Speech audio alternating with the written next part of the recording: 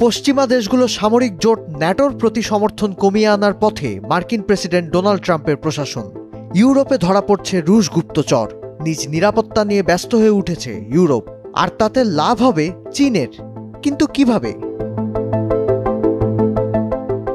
ইউরোপের নিরাপত্তা কাঠামো সাম্প্রতিক সময়ে খুব দ্রুত বদলে গেছে। বছরের পর বছর ধরে ইউরোপ জুড়ে রাশিয়ার শত্রু বা ভিন্ন মতাবলম্বী সাংবাদিক, রাজনীতিবিদ শনাক্ত করার কাজ চালিয়ে যাচ্ছিল।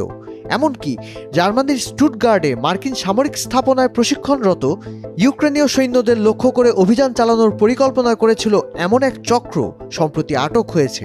তবে রাশিয়ার পরিকল্পনায় এসব সাময়িক বাধা পাত্তাই পাবে না বলে মনে করছেন বিশ্লেষকেরা।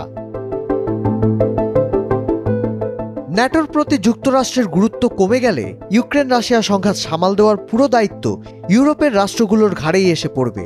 ইউক্রেনের যদি পতন হয়, তাতে ইউরোপে রাশিয়ার আরও আধিপত্যের শঙ্কা তৈরি হতে পারে। এ পরিস্থিতিতে দীর্ঘকাল পর আবার সমরাস্ত্রে সজ্জিত হতে হচ্ছে ইউরোপকে। প্রতিরক্ষার জন্য বছরে প্রায় ৮০,০০০ ইউরো জোগাড় করতে রিআর্ম ইউরোপ কর্মসূচি চালু করেছে। গুরুত্ব দিচ্ছে সবার আগে ইউরোপ কৌশলে।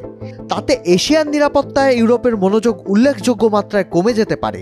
কিন্তু এই মুহূর্তে এশিয়া কেন ইউরোপের কাছে এত গুরুত্বপূর্ণ? ২০২৫ সালেই থাইল্যান্ড ও ভারতের সঙ্গে ইউরোপীয় ইউনিয়নের পৃথক মুক্ত বাণিজ্য চুক্তি সই হতে পারে। ১২ বছর বিরতির পর মালয়েশিয়ার সঙ্গে বাণিজ্য চুক্তির আলোচনা চলছে।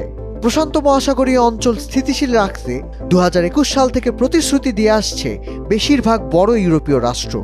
এদিকে দক্ষিণ চীন সাগরে বিতর্কিত অঞ্চল নিয়ে চীনের মুখোমুখি ভিয়েতনাম। কিন্তু জার্মানি সহ কয়েকটি ইউরোপীয় দেশ ভিয়েতনামের সঙ্গে প্রতিরক্ষা চুক্তি করেছে। ২০২৪ সাল থেকে চীন ফিলিপাইনের মধ্যে সমুদ্র সীমা নিয়ে বিরোধ তীব্র হয়েছে। আবার ফিলিপাইনও ইউরোপের সঙ্গে প্রতিরক্ষা চুক্তি স্বাক্ষর করেছে। ফিলিপাইনের সামরিক ঘাঁটিতে ফরাসি সৈন্যদের প্রবেশাধিকারের আলোচনা চলছে। ফ্রান্সের পারমাণবিক শক্তিচালিত রণতরী প্রথমবারের মতো ফিলিপিনো বাহিনীর সঙ্গে যুদ্ধ মহড়ায় অংশ নিয়েছে। আন্তর্জাতিক জলপথে চীনের দাবির বিরুদ্ধে দাঁড়িয়ে ফ্রান্স, জার্মানি, ইতালি, নেদারল্যান্ডস ও যুক্তরাজ্যের যুদ্ধজাহাজ নৌ চলাচলের স্বাধীনতা মহড়ায় অংশ নিয়েছে।